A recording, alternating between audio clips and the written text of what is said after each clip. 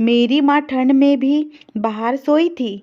एक रात मैंने कमरे के बाहर देखा कि माँ की चारपाई हिल रही थी। मैंने जैसे ही माँ के करीब गई तो मेरे होश उड़ गए।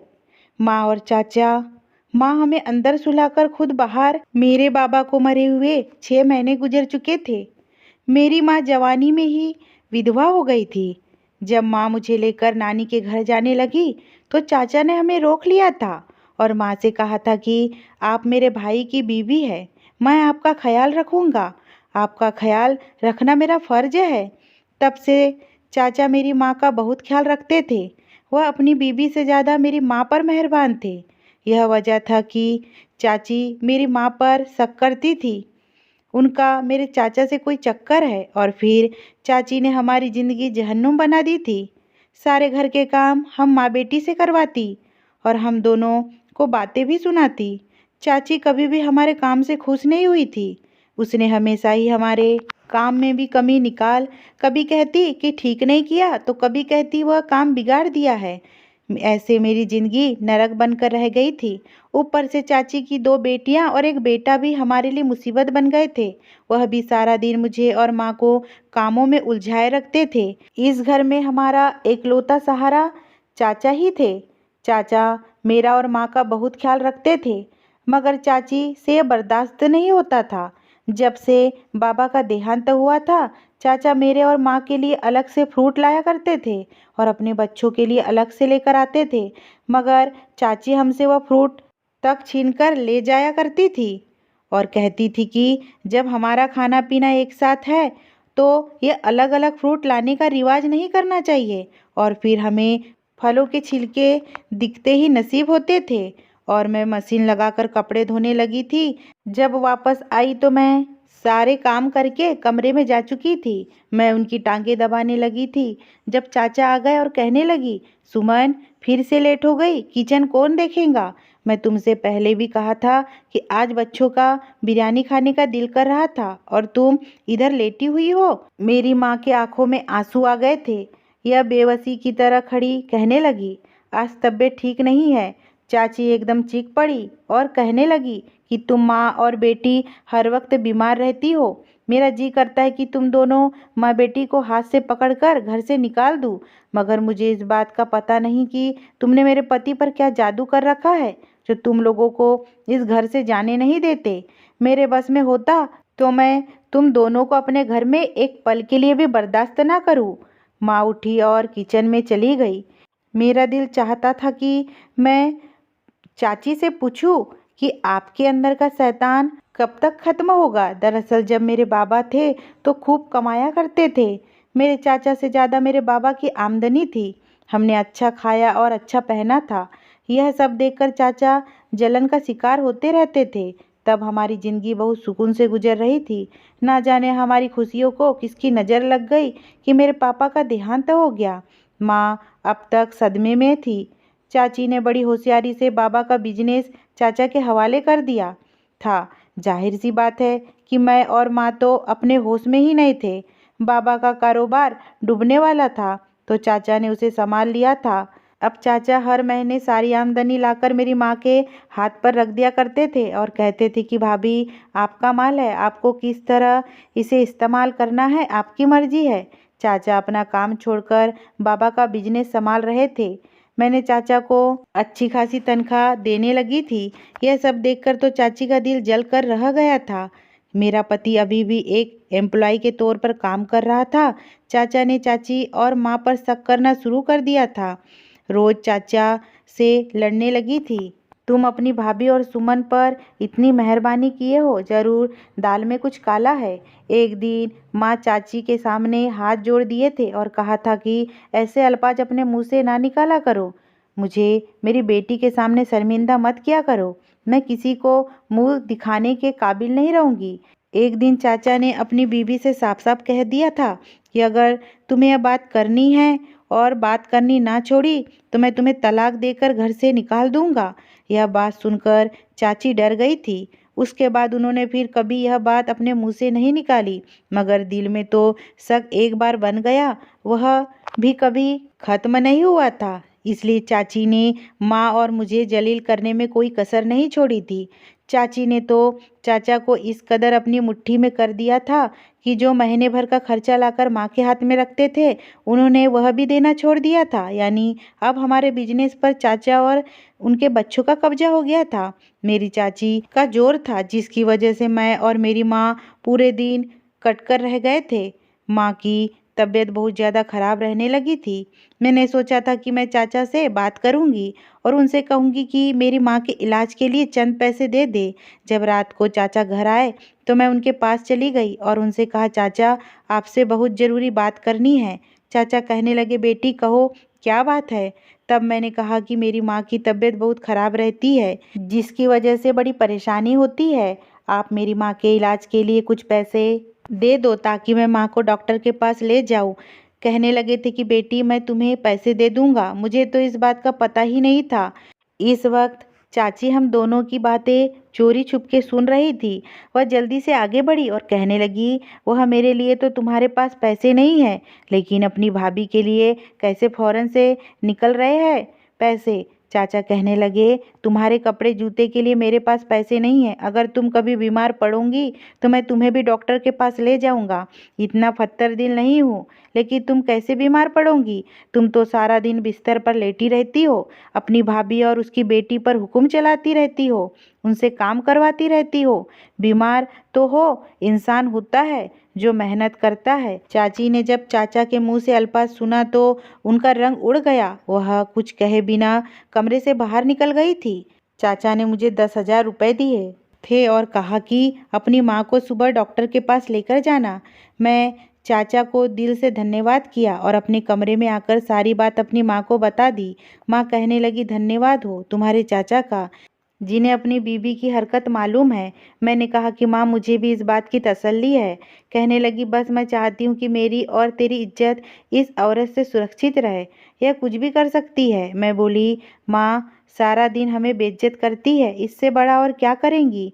माँ कहने लगी, ऐसी औरतें बहुत कुछ कर लेती है, तुम क्या जानो। मैं माँ से कहा, छोड़ो ना उन बात को, अब मेरे पास पैसे आ गए थे और मैं सुबह आपको डॉक्टर के पास ले चलूँगी।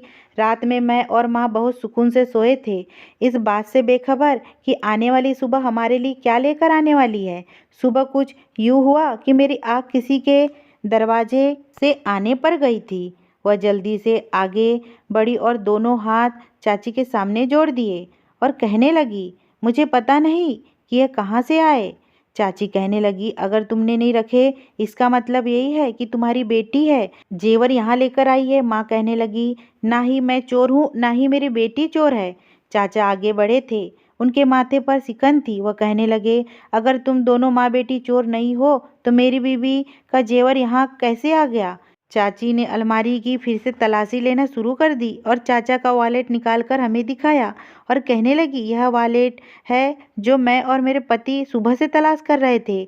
हमें तो पूरा यकीन था कि जब रात को तुम्हारी बेटी हमारे कमरे में आई थी तो यही लेकर आई होगी। मुझे सब पता है, तुम दोनों माँ बेटी के हाथ में बड़ी सफाई है। इस तरह चोरी करती हो कि सामने वाले को पता तक नहीं चलता। अगर तुम्हारे चाचा कहाँ मानने वाले थे। वह कहने लगे थे कि मेरी भाभी चोर नहीं है और ना ही मेरे भाई की बेटी चोर है। मैंने उनसे कहा कि तुम मेरे साथ चलो और आकर तमाशा अपनी आंखों से देख लो। मुझे तो यही लगता था कि यह दोनों माँ बेटी हमारी चीज़ लेकर यहाँ से फरार होने का इरादा बना रही है। चाचा का चेहरा लाल हो चुका था। वो कहने लगे, मुझे आप दोनों से इस चीज़ की उम्मीद नहीं थी। चाची कहने लगी, मैं अब दोनों को अपने घर में नहीं रख सकती। चाचा चुप थे। चाची कहने लगी, मैं अभी पुलिस को फ़ोन करके इनको हवालात में बंद करती हूँ। चाचा कहने लगे, नहीं ऐसा हरगिज मत करना, जैसे भी है दोनों मेरे भाई की निशानी है। चाची के माथे पर बल पड़ गए थे। वह कहने लगी, आज भी आपको इन दोनों की ही तरफदारी कर रहे हैं। चाचा चुप रहे। चाची कहने लगी, अगर तुम चाहते हो कि मैं तुम्हारे भाभी और भाई की बेटी को पुलिस के हवाले ना करूं, उन्हें घर से निकाल दो। मैं अब उन दोनों के साथ नहीं रह सकती। चाचा का चेहरा उतर गया था। वह आगे बढ़े और माँ से कहने लगे, भाभी अब बात चोरी तक आ गई है। अगर आपने और सुमन ने इस तरह की हरकत ना की होती, मेरी बीबी की मजाल ना होती कि आपको इस घर से निकालने को कहती। गलती अब आपकी है और आपकी बेटी की है। मैं अपनी बीबी को मना नहीं कर सकता। हमारी बेहतरी इसी में है कि आप इस घर से चली जाए ताकि मेरी बीवी आपको पुलिस के हवाले ना कर सके।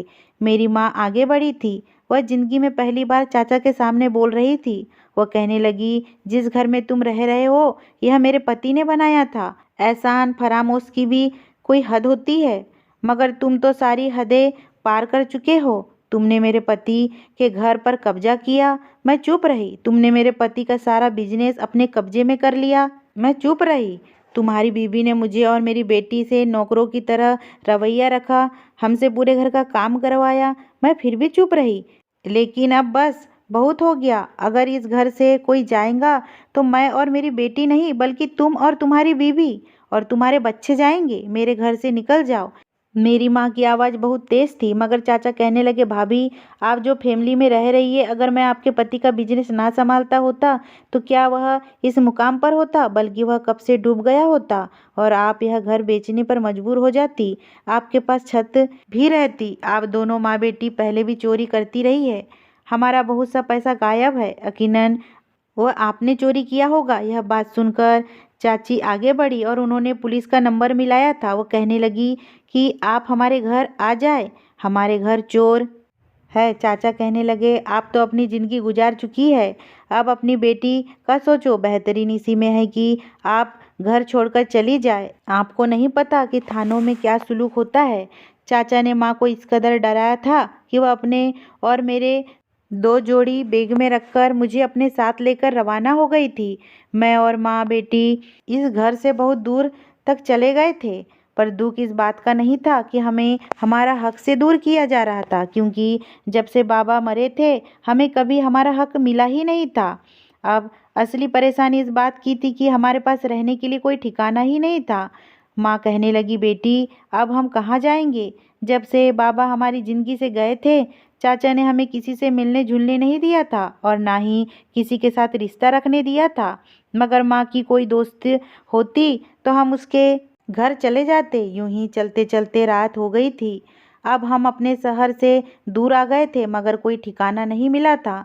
मैं भी खामोश और माँ भी खामोश थी। फिर रात हो गई। मर्द हमें अकेली औरत को अजीब नज़रों से देखने लगे थे। तब माँ कहने लगी, बेटी हम क्या करें। मेरे पास कोई जवाब नहीं था।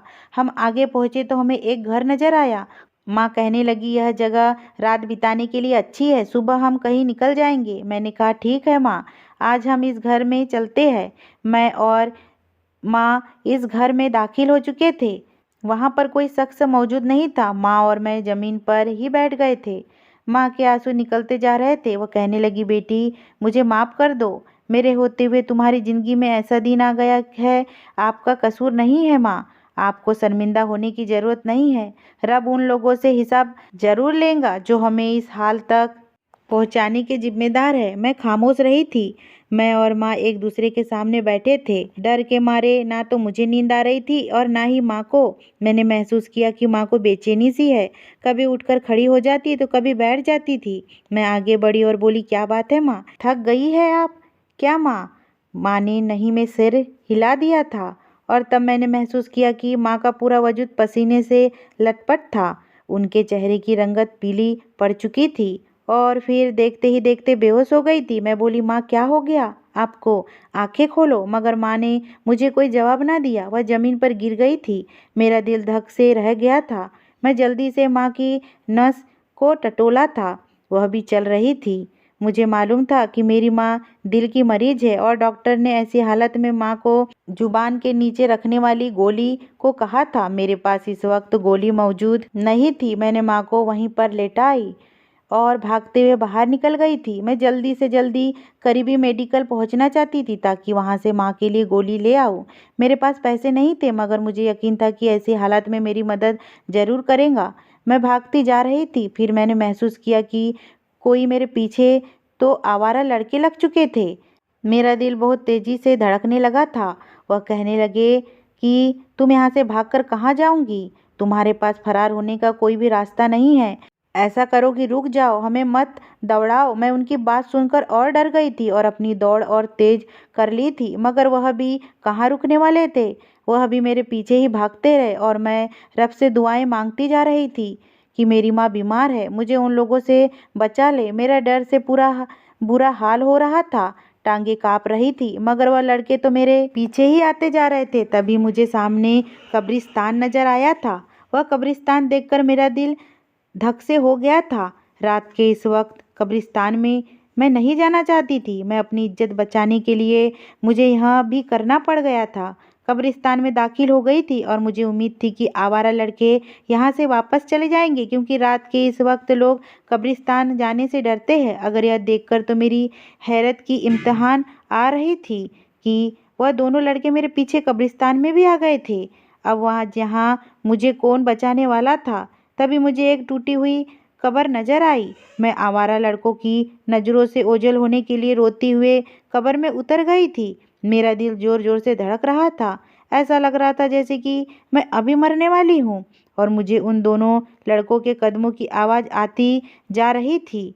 साथ ही साथ मैं एक दूसरे से बात भी कर रहे थे कि अगर यह लड़की मिल गई तो इसको हमने छोड़ना नहीं है। यह बात सुनकर तो मैं और भी ज़्यादा घबरा गई थी। वह फिर दोनों लड़के कब्रिस्तान में तलाश करते रहे, लेकिन मैं उन्हें कहीं नहीं मिली, तो वो वापस चले गए थे। मैं अपनी सास से बराबर करने लगी थी। जब मैं कब्र से बाहर आने लगी तो मेरा हाथ किसी चीज़ पर लगा था। मैं उछल गई थी। ऐसा लगा शायद किसी आदमी पर मेरा हाथ लगा हो। अगर पूरे चांद की रोशनी में मुझे नजर आया कि एक सफ़ेद कपड़े में कोई चीज़ बंधी हुई है। मैंने आसपास देखा तो कोई भी नहीं था। मैं जब इस कपड़े को खोलकर देखा तो मुझे पैसे और जेवरात नजर आए थे। उसमें कागजात भी पड़े हुए थे और कुछ पैसे थे। मैंने उसे उठा लिया और कब्रिस्तान से निकल गई थी। अब तो सुबह हो गई थी। मुझे कोई डर नहीं था, लेकिन माँ की फिक्र सता रही थी। वही जगह पर वापस आ गई थी जहाँ रात को माँ को छोड़कर गई थी। यह देखकर हैरान रह गई थी कि वहाँ पर औरतें मौजूद थी जो माँ का ख्याल रख रही थी।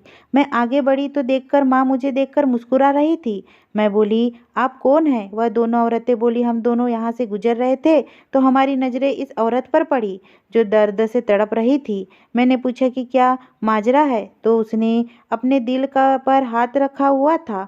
सारी बात समझ में आ गई थी। मेरा भी दिल का मसला है। मुझे भी डॉक्टर ने जुबान के नीचे रखने वाली गोली के लिए बोला है। मैं हर जगह अपने साथ लेकर जाती हूँ। मैं वह गोली निकालकर उसकी जुबान के नीचे रख दी और यह ठीक हो गई। मेरी आंखों में आंसू आ गए थे। रब इंसान की ऐसी जगह से मदद करता है जहाँ से उसने सोचा भी ना हो। माँ की हालत ठीक हो चुकी थी। मैं उन औरतों का धन्यवाद किया और माँ को अपने लेकर वहाँ से निकल गई थी। माँ कहने लगी, तुम मुझे कहाँ लेकर जा रही हो? मैंने माँ से कहा कि आप चुपचाप रहो। माँ को अपने साथ लेकर होटल में चली गई थी। कमरा बुक करवाया था। माँ कहने लगी, इस कमरे के लिए तुम्हारे पास पैसे कहाँ से आए? तब मैंने माँ को सारा किस्सा सुना दिया, पर उसके सामने वह गठरी खोलकर रख दी थी। हमने जब वह कागजात खोले तो इस पर जो तारीख लिखी हुई थी उसे देखकर हैरान रह गए। यह जेवरात किसी 70-80 साल पहले सुरक्षा के लिए कब्र में छुपाए गए थे। जाहिर सी बात है कि अब इन चीज़ों का मालिक तो मर गया होगा। तब माँ कहने लगी, अब हम यह चीज़ रख सकते हैं। फिर हमने जेवरात बेच दिए। वह इतने ज़्यादा महंगे थे कि हमने अपने लिए नया घर भी ले लिया था। तब माँ कहने लगी कि मैं अपने साथ बुरा सलूक करने वालों को माफ़ नहीं करूँगी। माँ ने कहा कि मैं चाचा और चाची पर केस करना चाहती हूँ और तुम्हारे पापा की सारी जायदाद उनसे वापस लेना चाहती हूँ। मैंने चाचा और चाची पर केस किया और पैसे देकर एक अच्छा वकील रख लिया था। फिर कुछ वक्त में ही हम यह केस जीत गए थे। हमें हमारी सारी जायदाद वापस मिल गई थी और चाचा भी जेल के सलाखों के पीछे चले गए थे। हमने उनसे अपना घर वापस ले लिया था। उनके पास रहने के लिए ठिकाना नहीं था। चाची अपने बच्चों को लेकर अपने मायके चली गई थी और सुनने में यही आया था कि उनके मायके वाले भी चाची और उनके बच्चों के साथ वही सलूक करते हैं जो चाची ने मेरे और माँ के साथ किया था। बुरे कर्मों की बुरी सजा होती है। अपना किया हुआ लौटकर सामने जरूर आता है। यह बात हमेशा ध्यान रखें। अगर ये स्टोरी आपको पसंद आई हो दोस्तों और चैनल पे नए हो तो प्लीज़ चैनल को सब्सक्राइब करना बिल्कुल ना भूलें।